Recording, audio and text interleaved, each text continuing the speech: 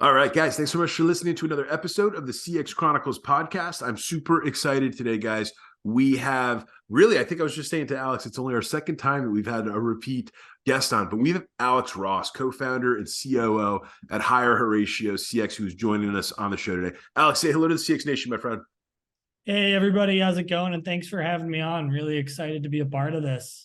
100%. So, guys, Alex and I had an awesome chat the other day getting ready for today's show. Friendly reminder for some of our longtime listeners, we actually had the pleasure of having Alex's teammate Jose Herrera, the CEO of Higher Hario, was on the show a while back, episode 139 of CXCP. And guys, what Alex is going to jump in today, the stuff that Alex and Jose and the team at Higher Hario are doing is, number one, it's incredible. It's awesome. It's a whole different brand and flavor of the incredible things that are happening in the CX and the CS landscape. But number two, these guys have just simply built a super duper cool business. So when Alex reached out, I was like, dude, yes, you're coming on the show. And yes, I want to hear all the things that have happened since we had Jose on. So before we jump into the pillars and all that fun stuff, Alex, let's focus on you, my friend. I'd love to just kind of understand, I ask everybody the same question. How did you find your way into this part of the space? I knew you're buddies with Jose, but give the listeners a little bit of a sense of your background and some of the stuff you were doing before Higher Hario, and let us know how you got into this whole world of being a customer-focused business leader. Yeah, definitely. I think it's a kind of non-traditional segue from what I was doing before to this role. But my background, I grew up right outside of Chicago in Evanston.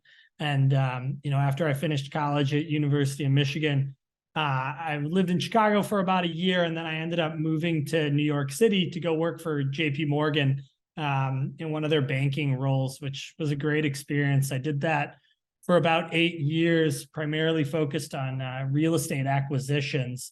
And so during my time there, I realized I wanted to go get my MBA, and I went to Columbia, and I actually met Jose on our first day in the morning at the first breakfast. Nice. We happened to sit next to each other there and got to talking. At the time, he was also in banking as well. We became, close friends. We added Jared, our other partner, on as well too. We had some mutual friends, and the three of us really, kind of went through business school together, taking similar classes, hanging out, and talking about what business ideas we wanted to do. We had a lot of really bad ones. At some time, we wanted. Hey, that happens, Alex. That happens to the best of us in the beginning, my friend. Yeah, exactly. I think at some one time we wanted to be coffee entrepreneurs. Then there was some idea of doing some small venture capital. And ultimately, one of the things that people ask me a lot about business school, and they say, how rewarding was it? And I'd say from a technical piece, I knew a lot from doing banking side, but I really had no experience into what being an entrepreneur was like. And after going to business school, I was really, really interested. And I think Jared and Jose would say the same thing. We just had to figure out what. Yep. And so we had a lot of ideas, and ultimately Jose came one day and said, this industry of customer experience and outsourcing is very big in his home country of the Dominican Republic. And that matched really well with a lot of conversations we had been having with founders in business school who had a lot of trouble figuring out, how do you do customer experience really well? Yep. How do you optimize it? And how do you make it not a cost center? So yep. We explored the space and ultimately decided that this was something worth pursuing and taking a shot at. And when I went back to my boss at JP Morgan and tried to explain to him and several other people why I was leaving, they just simply couldn't wrap their head around how this world of customer experience had anything to do with what we were doing in banking. And so they were a little bit confused. I think I had a lot of people that were confused, but ultimately, we figured out that this is a phenomenal space that's been underserved. People haven't really figured out, at the time, how to focus on it, how to turn it from a cost center to a revenue generator. And that's really how we got involved and started to say, let's take Higher Hario and figure out how we can grow this and start adding value to the rest of the companies. So that's how we originally got started. And it was, quite the story, and we've scaled from there. I love it. I mean, number one, I think of all of the different CX and CS people, Alex, that we've had the pleasure of having on the show, and of all the different folks that I've personally had the pleasure of becoming friends with just from just from this space, from our industry, from the stuff that we're doing every single solitary day with our clients. I don't know that I've had anybody that's come on the show and said, "Yeah, I walked in and told my boss at JP Morgan Chase, I'm quitting. I'm leaving to go start a CX startup." You and Jose are going to be the first people on that. But I love it, man, and it worked out for you guys, right? So you guys have done an incredible job. Even Alex, what me and you were chatting about the other day. Even since Jose and I last caught up, like, you guys have done some incredible things. You've continued to build this business. To your point of like finding this great spot, you guys have crushed it. Go beyond that. You're being humble. You guys have crushed it. You found a bunch of huge businesses that you're helping to alleviate and take this extremely difficult task of building incredible customer experiences, incredible customer success experiences, all of the different things that go into support. And let's call it what it is. All of our listeners right now, they can think of a million different things that go into really kind of doing that extremely well, because it is hard. It is one of the hardest parts of most businesses. However, I love that you're starting today's show with, when done properly, this is not a cost center. This CX is modern selling. It's where companies that are killing it and crushing it and dominating their spaces moving forward, especially in the crazy world that we got going on, man. These next couple of years are going to be really wild with our market and our economy globally and here in the stateside. But you guys have crushed it. So I'd love for you to just, why don't we jump into the first pillar team? Talk a little bit about the Higher Hario team. And honestly, things have changed so much, Alex. Like, start from the beginning. Start as if our listeners have never heard about it before, because I'd love to kind of have you paint that picture for all the incredible things that you're doing, this incredible team of humans that you guys are putting together across the world to build Higher Hario. Yeah, I think, when we talk about the four pillars, team to me is probably the one that stands out the most. I know it sounds cliche and everybody wants to talk about their team. I think in CX and our type of business model, there's a little bit, it's unique to having our focus and how we focus on our team. So we provide outsourced services for venture-backed, all different types of companies that are growing really quickly, mainly in the CX space. What makes us different from kind of the traditional models that you'll see of people providing outsourced labor in the CX space is that we actually go and build entire CX departments. So we take you through everything from the technology to the playbooks to the processes to how you should scale to what data you should be looking at and how you build tagging programs and all of these different things to help you build the best-in-class CX department that's really needed to turn it into a revenue generator. But for us, team was probably one of the first things that we focused on. If you think about the outsourcing and the CX industry in general, typically you think of old antiquated companies, not great experiences, reading scripts, not data focused, low end technology. And for us, one of the things you said is, to offer a better experience for all of our clients, what do we need to do? We knew the package around the tools and the software and everything we needed to put together, but we really needed to think about team. And our thesis was that if we can hire really, really top talented people, offer them an unparalleled experience, then we can also serve that to our clients. And so what you've seen is that in our offices in the Dominican Republic, if you walked in there, you wouldn't be sure if you were at Haratio or if you were at Google's headquarters down in the DR. We have invested in everything for the employee experience. We have on-staff therapists throughout the day. We serve 3 meals a day for free for everybody that's there. We have a great, phenomenal gym that I just got back from using last week. And, it's all open floor plan, open space, and many other perks and parties. And the idea here is keep employees happy, keep them motivated, pair them with really interesting, fast-growing companies, and give them a new type of work. And that has been kind of our key to success. And it's really been centered around how can you build the best team, incentivize the best team, and put them in an environment that they can do their best work. And that's where we focused mainly in growing this business.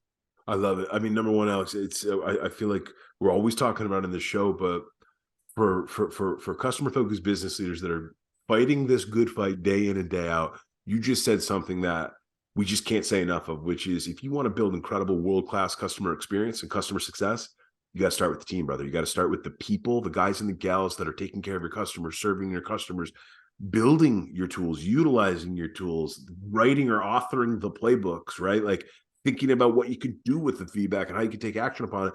And so it's almost like people are constantly asking, how do you build this great CX? And how do you build this awesome customer success? you guys start with the employee experience, man. I love that you're plopping that one right out there on the table for us to pick apart, because if you're not, it's going to be, everything else downstream is going to be really, really difficult. The other thing too is just we've seen time and time again, especially with some of the clients that you're working with. Oftentimes, it's the guys and the gals in the front line that see different leading indicators. They see different opportunities. They see different possibilities for utilization, whether it's on the tech side, the process side, whatever you name it, product side, service side.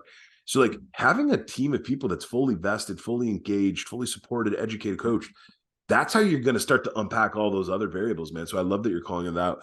One last part. I was joking with Alex the other day, guys. I 100% am coming to visit you guys and visit the Haratio campus the next time I'm down in the DR, because it sounds like, I don't know, Alex, are there other companies, are there other types of industries that are taking advantage of what you and Jose and the team have really done an incredible job building your team down in the DR? Is this a new trend? Are you guys kind of front and center on it? Talk a little bit about what's happening down in the DR with this type of new, interesting work that you guys are building. Yeah, definitely. I think, down in the DR, we were the first to pioneer this and really start to invest, the time and the capital into the employee experience, especially in our industry, but also, expanded from beyond there. I think other people have taken note of what we've been doing. We're very active on social media for attracting the right applicants that we need for our clients. Yep. And so I think a lot of companies now are faced with the question of, do we try to mirror what these guys are doing? Can we mirror what they're doing? Or do we suffer the consequences? Now, for us, we talk about competition down in the DR, because of the types of clients that we're working with, generally US-based, very high touch, fast growing companies, we need a very high caliber level of agent to join Haratio. Okay. Where other companies may not have that requirement. So I think in the, if you talk about the AT&Ts or the Verizons of the world, they provide specific, language requirements and language testing levels that they need. And, they're generally not always the highest. And for us, our clients are making the decision of, do I work with Haratio, have them scale my team with them, and have them offer a better experience, or do I grow this in-house and handle it that way? So not only do we need to, show them how to build these CX departments, but we need to have our teams be at a just as good or a higher level than the teams that they would be hiring in-house. Yeah. And so for us, we've segmented that market and saying, we need the top talent, and the top talent really has come to us, which has been a great indicator of the success that we've been having, is looking at who we've been able to convince to come, not just from the CX industry, but kind of from all over. We have people from the finance world, insurance, healthcare, startup, all coming to work in the CX side with us. And that's been great, proof for the work that we've been doing and the experience that we offer. Yep, I love it. And guys, when you get a chance, you take a look at the higherhario.com website. You'll see some of the logos and some of the brands and some of the businesses that are trusting Haratio to really take over some of this front lines, the support, and not only that, you heard what Alex said. It's more than that. It's going behind the scenes. It's getting into the tech. It's getting into the tools. Which, by the way, perfect segue. Let's jump into the second CX pillar of tools. So, Alex, you mentioned, okay, team is critical. Team is number one. Team is super important. You guys, you've spent the last several years building this incredible army of humans that are really doing some incredible work on the CX and the CS side. I'd love to hear you spent a couple minutes talking about the tools. So as the business grew, as the business scaled, as the team grew, and then frankly, let's call it what it is, as you get more and more and more of these big customers coming on board, how did you guys continue to unpack the way that you manage, number one, your own tech stack, like the Haratio tech stack? And then how do you sort of interplay with all of your different clients' technology? I'd love for you to spend a few minutes talking about all the different ways that you and the team are thinking about the tools side of our game. Yeah, I think historically in the industry, what you saw is a lot of the times where, the industry is called the business process outsourcing, BPO industry, where you would see that a lot of the big companies would make clients shift over, use their specific tech stack. Yeah. And it was a huge barrier, both in terms of getting up and running really quickly, which is a huge priority for our clients when they have backlogs or want to reach out. And so one of the things that we've been is, initially technology agnostic and really working with whatever our clients had. And then what we started to say is, that's great. But but how can we start to steer them to the best in class technologies that fit their particular business? And so, sometimes I get asked, Alex, what is the best technology for this area or that? And a lot of times it's so dependent on the use case, what type of business you are, where you fall. E-commerce is much different than fintech, which is much different than health tech. But one of the things that we started to realize was super important was to build out reporting. I think it was one of the probably most underserved areas of CX was real in-depth reporting. Yeah. And I'm not talking about just, hey, what was my volume last week and what were my, first response and resolution times. So we took it on us to in-house build proprietary software that's going to allow us to do things like run full tagging analysis, so we can be able to look at exactly what types of interactions are driving CSAT scores and satisfaction scores up or down. How is that changing week over week? What are we looking for in terms of volume changes and how that's shifting from channel to channel? Our focus is figuring out, when you talked about feedback before, how can we give our clients the most feedback possible about what's going on in their CX department, so that CX team can start to get a table at these executive meetings and around this executive table and say, here's what we're seeing on our side. Here's what our customers are saying. You just released a new product or a new feature. Here's the feedback. Here's the actual metrics around them. Yep. And so for us, it was super important to build that internally. However, we also partner with a lot of the softwares because we think that there's stuff that we can build great internally, but there's also phenomenal companies that are spending day in and day out building solutions for 100%. Specific problems. Yep. And we've been able to part with amazing, chatbots like Ada and Forethought have been huge for us. I know you had the Forethought. Yeah, Ian was on the show. Absolutely. Yep. Episodes ago, and they've been phenomenal, and we can talk about that in AI, which has been very interesting to watch.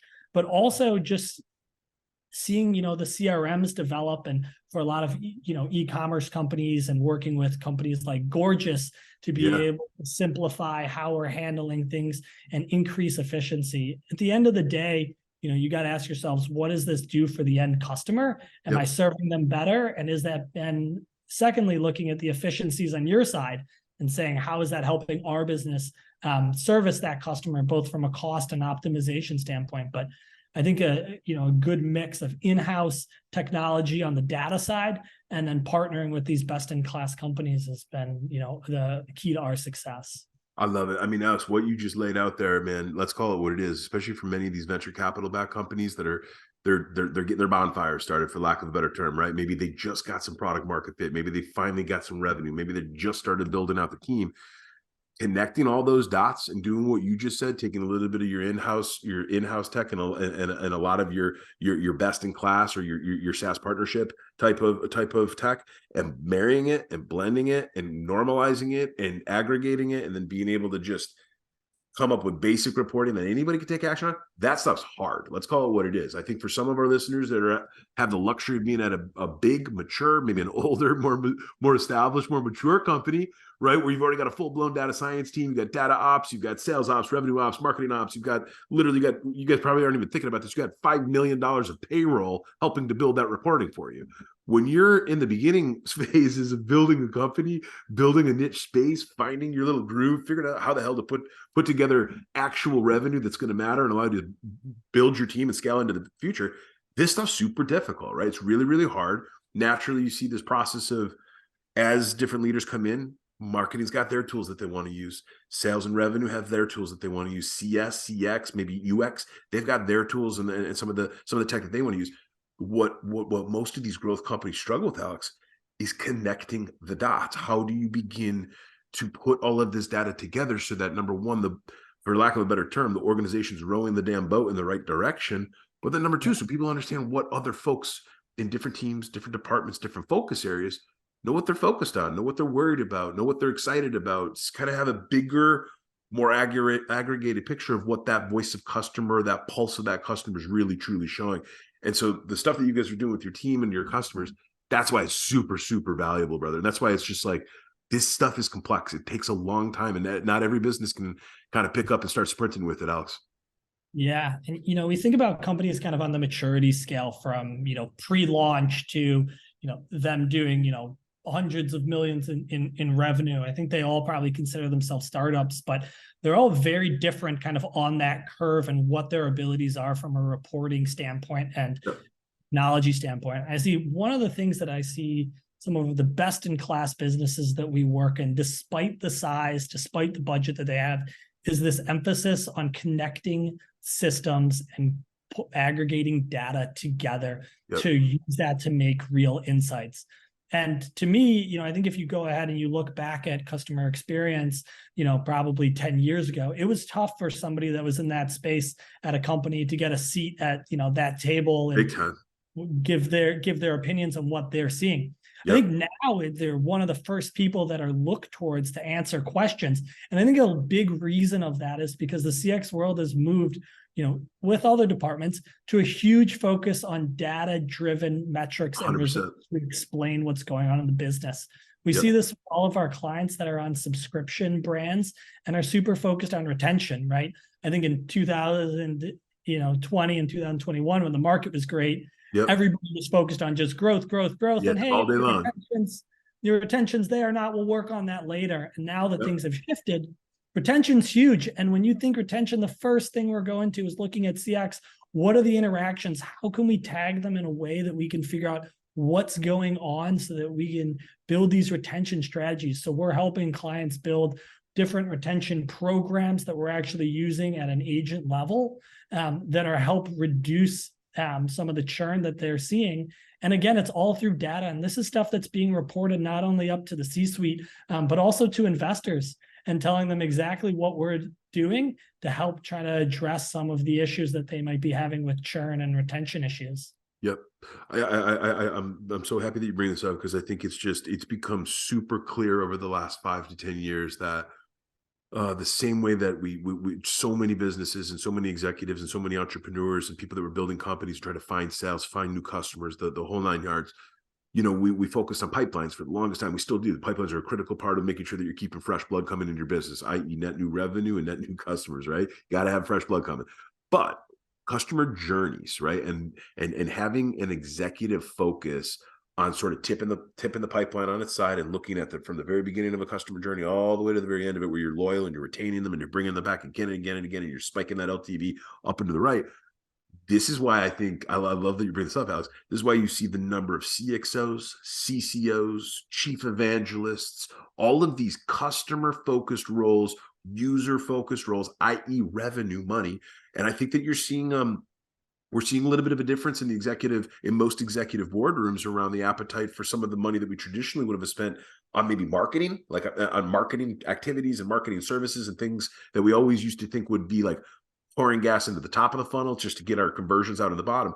Now the retention piece that you just called out, Alex, it's critical. Like everybody in the world knows that things are going to get a little bit dicey for the next couple of years, right? Globally, with our market, with our economy, we've seen every one of the biggest, smartest companies on planet Earth have tightened the belt. Some of them multiple times, unfortunately, which makes you really wonder how bad this is going to get. But I think now more than ever, having that voice and having some guy or gal in your business, whether it's a public company or whether you're a post-Series A business that thinks you're on your way to building a $20 million company, you got to have somebody that owns that voice. You got to have someone that is almost agnostic to what's happening on sales, what's happening on product, what's happening in ops, what's happening in finance. You are focused literally on the user and the customer, right? So I love that this is some of the work you're doing.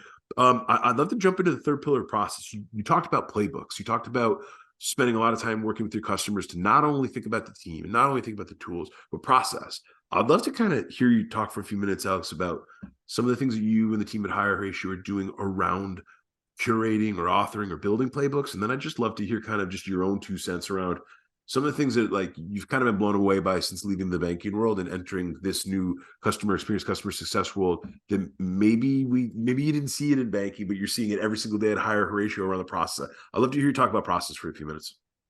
Yeah, definitely. I think, we talked about team, and that was, I think one of the biggest driving things. And then you talk about how you set your team up for success.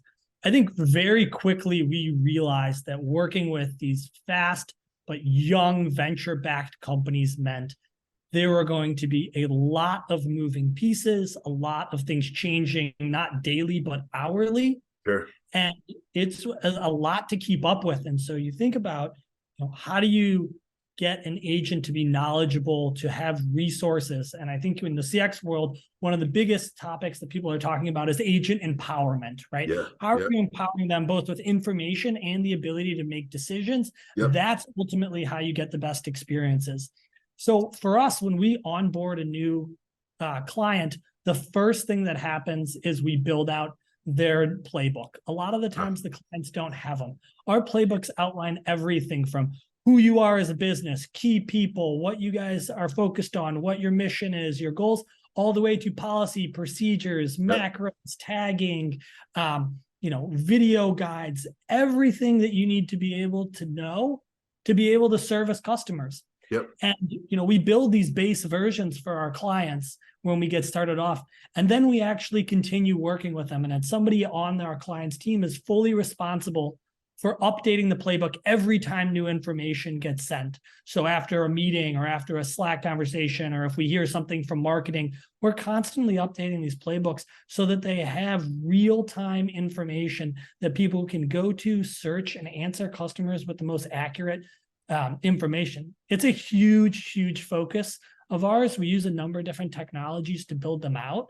But these are what's driving the accuracy of the information that we're providing, the speed in which we're providing it, and also building up agent confidence, because going through and having these answers at your fingertips is one of the, the easiest ways to enhance your customer experience.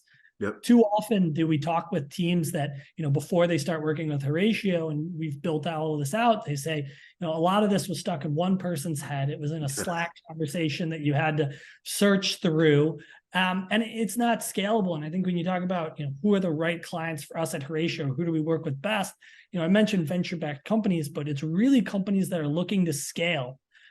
We set up processes, systems, and technology for companies today to serve them in 6 months or a year from there, so that they can continue the goals that they want to do, but that they aren't going through all of this tech debt and headaches of not having the right policies and information. So for us, documentation of everything that's going on is huge. It's a core piece of how we work. And you see it in our Slack conversations that we have with clients anytime they provide us with an update, right? The next thing we do is, as a thread, we send the link to where this information has been added and outline it fully, and then we send it around to the rest of our team. It's a lot to keep up with these growing brands, for us and for them. And so you need to have this process and this system to be able to do it efficiently.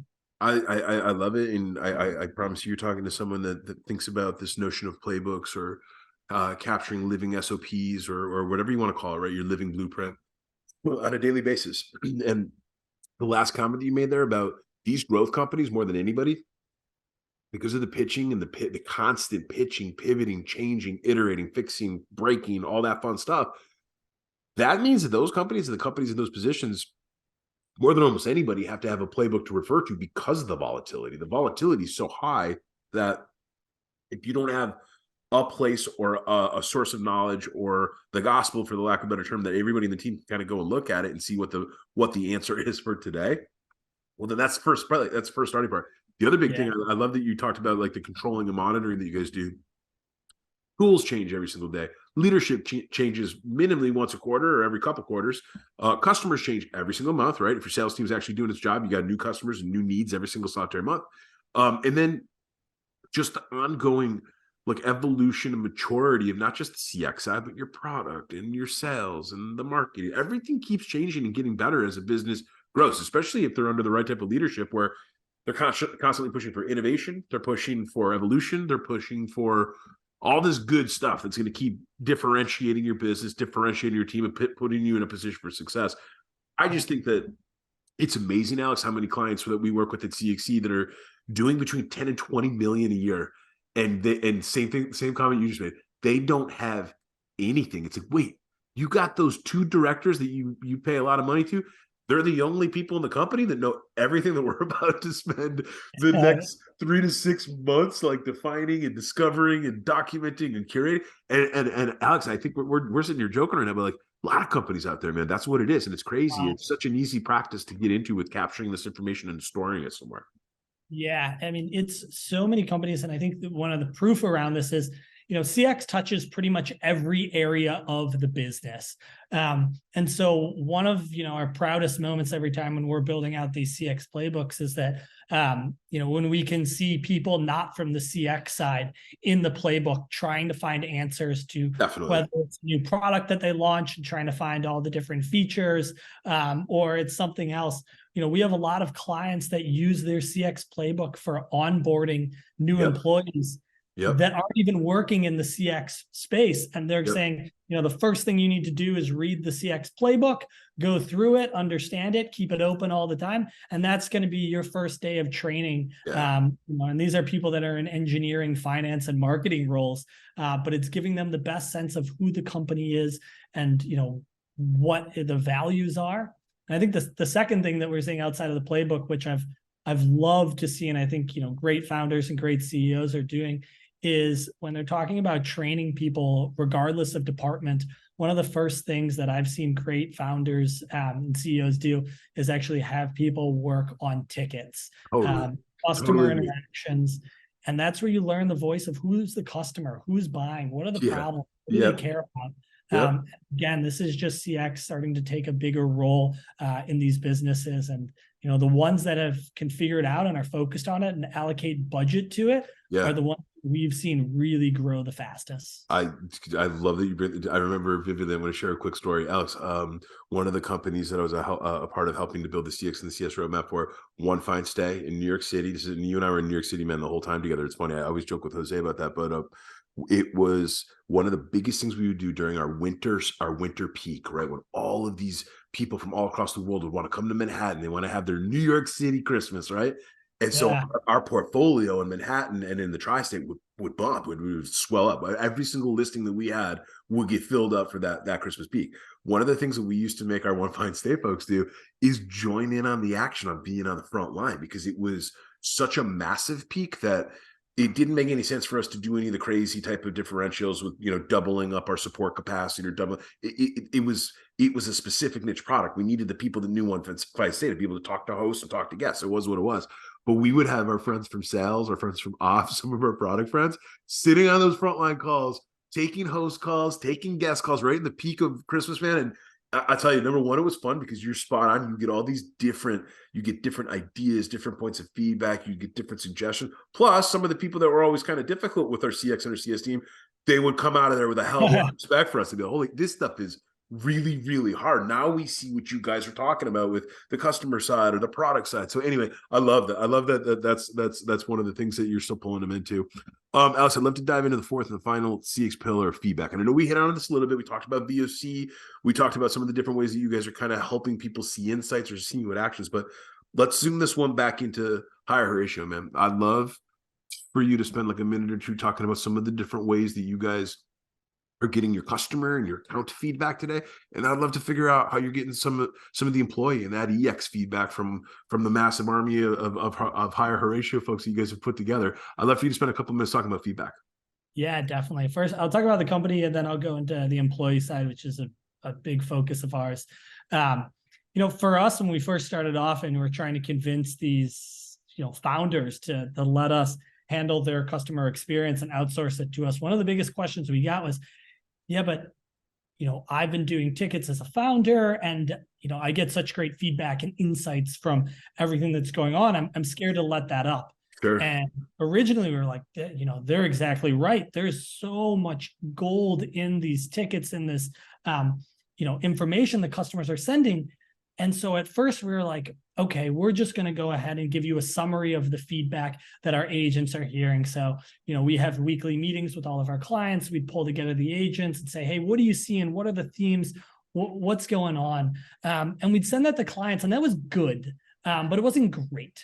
And so we started to say, okay, now we're working with bigger clients. They're getting tens of thousands of tickets per week. It's a little bit hard and subjective just to go and ask agents, hey, what are you seeing? Although I do think that's a really important piece. And we started to say, totally agree.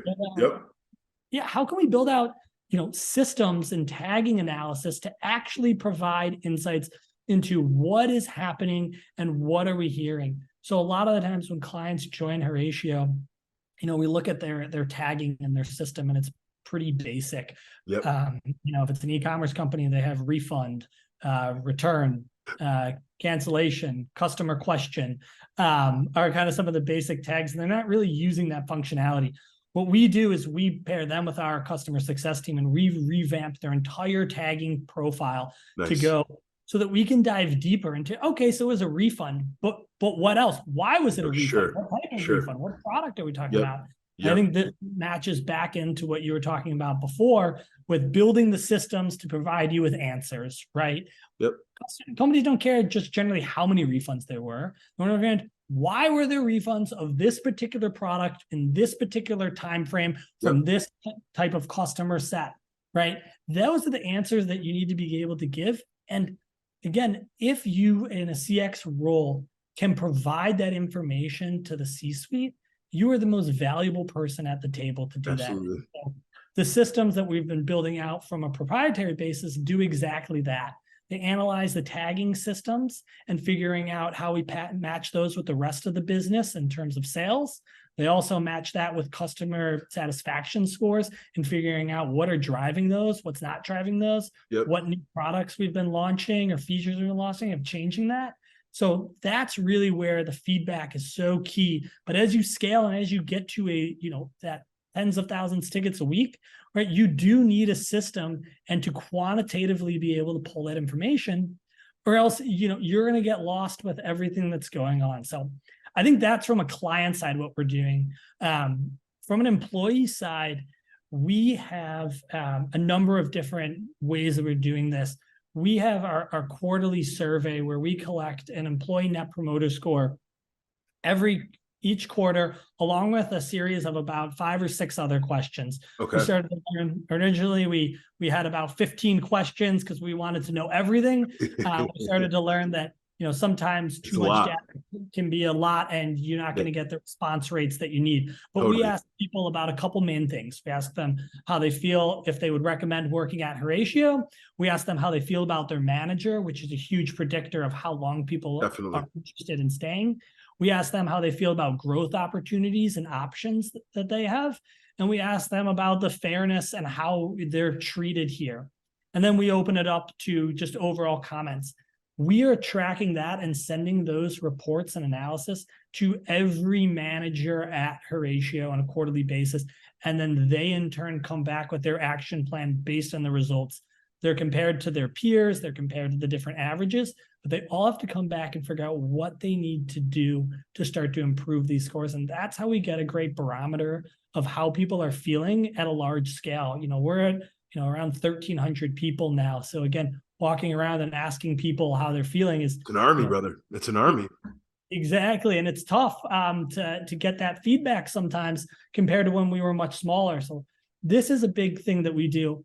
The second thing that we do that, I hope more companies start to do is these focus groups. Nice. We will go client by client and have people that have no, involvement in the business and not their manager, no decision-making above them, and hold these anonymous focus groups. And that's when we get the best information about what's going well, what's not going well, where do we need to focus, what have we changed that we thought was great, and what haven't we? One of the things we did when we did our return to office was, we saw some of our scores drop a little bit on the employee NPS scores.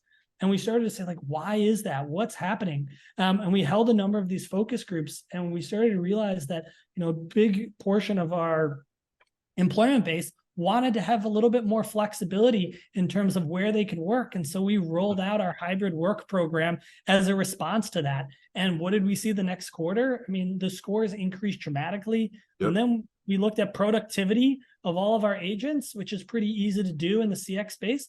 And working from home or being in the office, we saw really, really similar results across most people.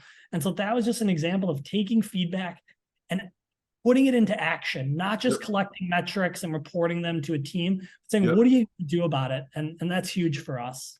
Yep, I love it. Alex, number one, thank you for sharing all that. That's super duper helpful. Tons of awesome nuggets of wisdom there and CTAs that every single solitary one of our listeners should be drawing from if you haven't already. But number two, it's there's something about, and we kind of, it's funny, this is coming full circle right now as we wrap up the episode, but like we started this episode talking about like almost, it's not a nice to have, it's a need to have CX and EX just connected at the hip, right? Like they've got to be, somebody in the organization or some team in the organization has got to be thinking about how the two things work together. Your last comment there, and even what you talked about on the customer side, and then going what you jumped right into the team side, there's something about, you know, for employees that see companies or see leadership teams or see management teams, that not only are they taking the time to think about what the customer wants, but they're literally taking, whether it's once a quarter, whether it's once a year, taking the time to see what the employees think.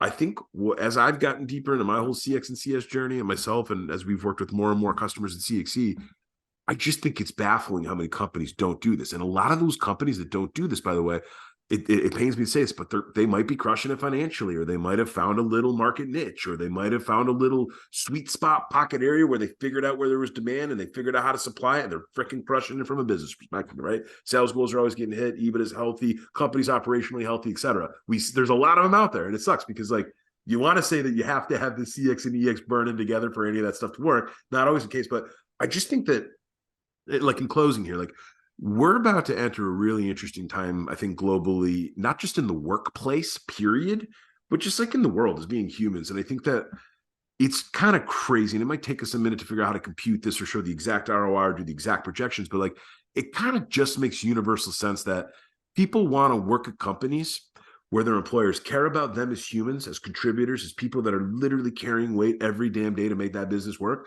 And then people want to work at companies where that company's going to go out of its way for its customer. It's just it's a more fun place to work. You typically build deeper, greater relationships with not only your customers, but your coworkers. And let's call it what it is. I see this all the time on the show, but most of us spend more time with our coworkers than we do with our wives, our husbands, our sons, our daughters, our family, our moms and dads, et cetera. So like, I just think that this is something that's going to continue to catch fire. And I really do think that from a competitive advantage perspective, Alex, some of the best companies that are going to emerge over the next 5 years, 10 years and beyond, they're going to bake this stuff into their DNA. They're constantly going to be investing in it. They're constantly going to be employing or championing specific executives to really try to run this forward. And I think they're always going to be looking for the incredible guys and gals that they want to knight to kind of bring into these Navy SEAL teams, for lack of a better term, to figure out how to do it better, faster, stronger, more cost effectively, et cetera. So like, I love some of the stuff that you guys are putting down. Alex, before I let you go, my friend, this has been an absolute pleasure, but people that are listening today, that want to, number one, get in touch with you, or number two, get in touch with the team over at Haratio, where can they find you, sir? Where can they find your awesome team over at Haratio? Yeah, definitely. You can reach out to me. I'm on LinkedIn under Alex Ross. And then you can go to our website, higherharatio.com, and go ahead and reach out to us there. That's where we have started off with some of our earliest customers and still today. So it's been phenomenal getting a lot of interesting brands that are fast growing and helping partner with them to build CX, similar to what you guys are doing as well. But I really appreciate you having me on the show. It's been phenomenal talking through the 4 pillars. And, it's a big piece for us and how we've built our business and been able to support the clients. So it's great to go through it and talk a little bit more in detail about it.